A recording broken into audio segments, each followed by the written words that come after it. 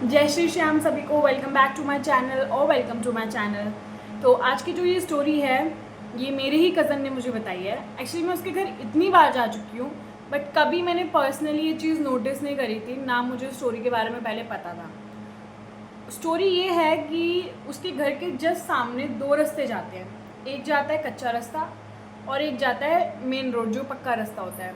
तो उस कच्चे रास्ते पे अगर हम थोड़े डिस्टेंस पे चले तो एक बहुत पुराना घर है और उस घर में 3 लोग रहा करते थे। एक बुढ़ा बुढ़िया कपल और उनका एक जवान बेटा। तो उन दोनों हस्बैंड वाइफ के मरने के बाद उनका बेटा उनकी बॉडीज़ को क्रियाक्रम ना करके अपने ही घर की ज़मीन में दफना देता है। घर के जस्ट बाहर उन्हीं की ज़मीन में दफना देता है।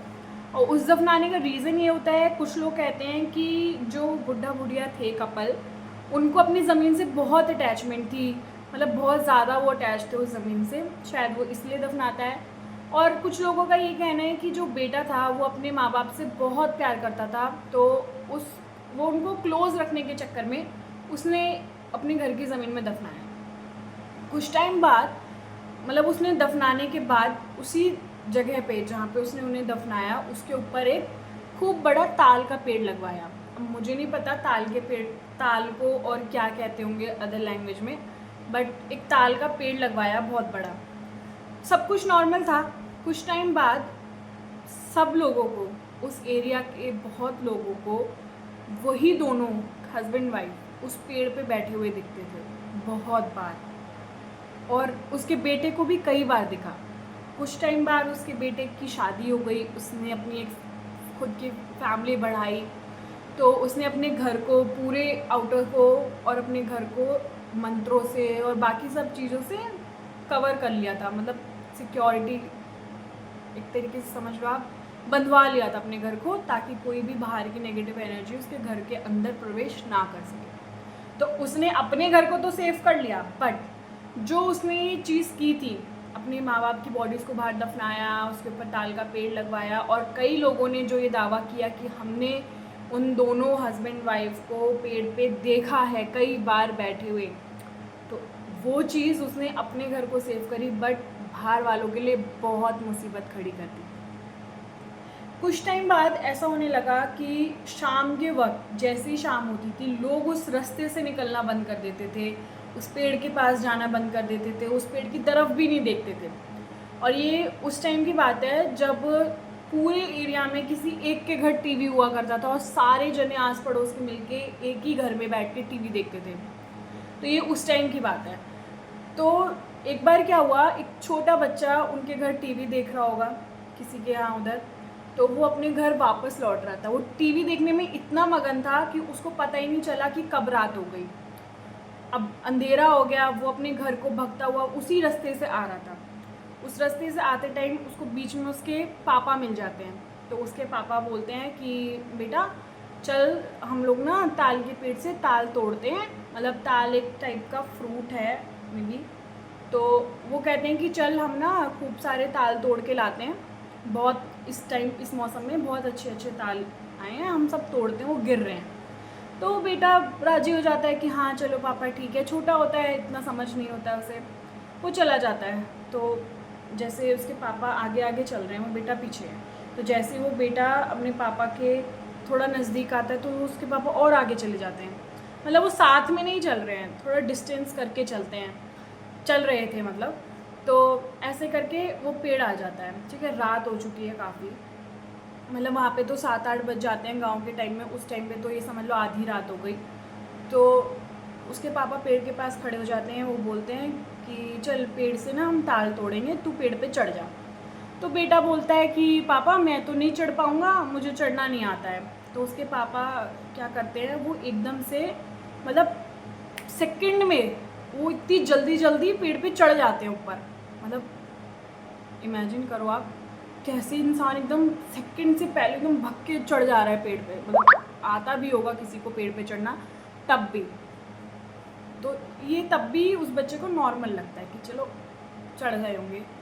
तो वो क्या करते हैं, अब वो जो उसके पापा होते हैं जब वो पेड़ पे चढ़ जाते हैं तो पेड़ बहुत ऊंचा चढ़ते हैं, तो वो अपने बेटे को अब आवाज़ मार रहे हैं कि अब तू भी आ जा ऊपर।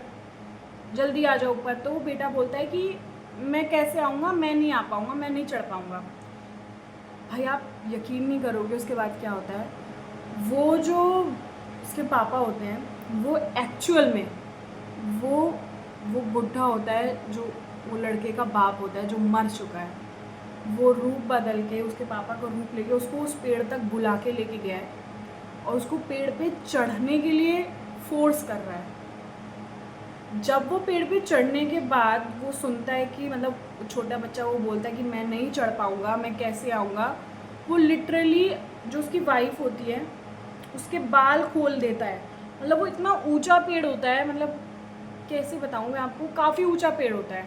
तो वो उस ऊंचे से अपनी वाइफ के बाल ऐसे नीचे छोड़ देता है रापुंज़ल की तरह, कि ऐसे नीचे पूरे छोड़ दिए हैं, और वो उसको बोल रहा है लिटरली कि तू इसको पकड़ के ऊपर आ जा, इस बाल को पकड़ के ऊपर आ जा। और वो ना आवाज़ अब इतनी ज़्यादा मतलब हैवी हो गई है, डार्क हो गई है। मतलब आप इमेजिन करो कि जो रूप बदल के आया है उसकी आवाज़ इतनी डार्क हो गई है। वो उसको कह रहा है कि तू इस बाल को पकड़ के ऊपर चढ़ के आ जा। वो बच्चा ये चीज़ देख के इतना घबरा जाता है, इतना घबरा जाता है कि एक बूढ़ी औरत सामने मुंह करके पूरा बाल खोल रखा है, ज़मीन तक टच हो रहे हैं, और वो उसको बोल रहे हैं कि ऊपर चढ़ के आ जा।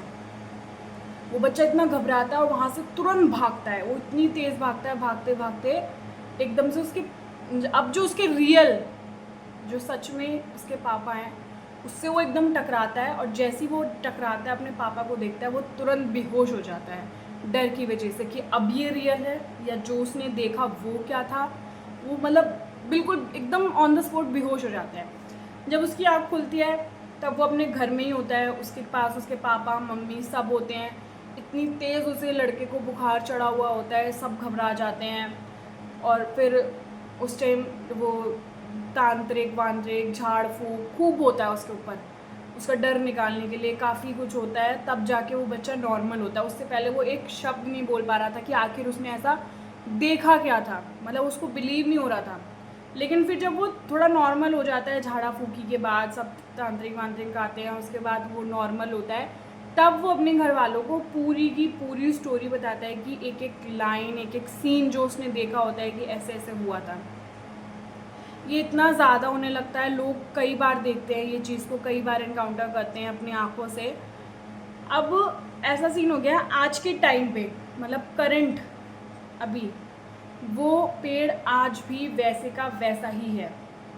मतलब जो उसका बेटा था उसने अपना घर तो पूरा सिक्योर कर लिया है, कवर कर लिया अपने तंत्र मंत्र से, वो वहाँ रहता भी नहीं है, अब अपनी फैमिली को लेके बाहर रहता है। वो ऐसे का ऐसे ही है, घर आता है वहाँ पे बट उसके घर को कोई नुकसान नहीं होता। लेकिन जो बाहर वो पेड़ है वो आज भी वैसे का वैसा ही है, और आज भी लोगों को वहाँ पे वो सेम चीज़ दिखाई देती है। और मतलब ये है कि रात के टाइम पे लोगों को जो उस पेड़ की एरिया के पास जो आसपास घर है उन लोगों का ये कहना है कि रात के टाइम पे ताल जो है वो फ्रूट वो गिरने की आवाज़ आती है, खूब ज़ोर ज़ोर से गिरने की आवाज़ आती है, एकदम कंटिन्यूस जैसे बहुत सारे गिर रहे हो। लेकिन अगर तुम देखो वहाँ जाके सुबह देखो या देखो दूर से तो कुछ नहीं है वहाँ पे, सिर्फ आवाज़ है गिरने की। वो लोग मतलब अट्रैक्ट कर रहे हैं लोगों को कि आवाज़ सुनने के बाद लोग वहाँ जाएं उस पेड़ के पास और फिर वो उन्हें मारे। कई जाने गई भी हैं बट वो मतलब इस तरह से आवाज़ें करते हैं ताकि लोग सुने उस लालच में कि हम उठा लें उसको जाके।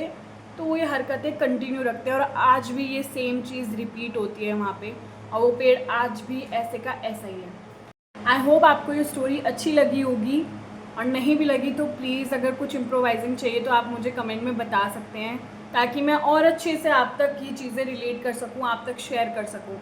और मैं अब कभी भी उस जगह विज़िट करूँगी अपने कज़न के यहाँ पे तो मैं ज़रूर उस एरिया की फ़ोटो या वीडियो क्लिप करके लाने की कोशिश करूँगी ताकि मैं आप सबको ये चीज़ दिखा सकूँ कि वो आखिर जगह कैसी है। और तब फिर मिलते हैं हम नेक्स्ट स्टोरी के साथ, तब तक के लिए बाय, जय श्री श्याम।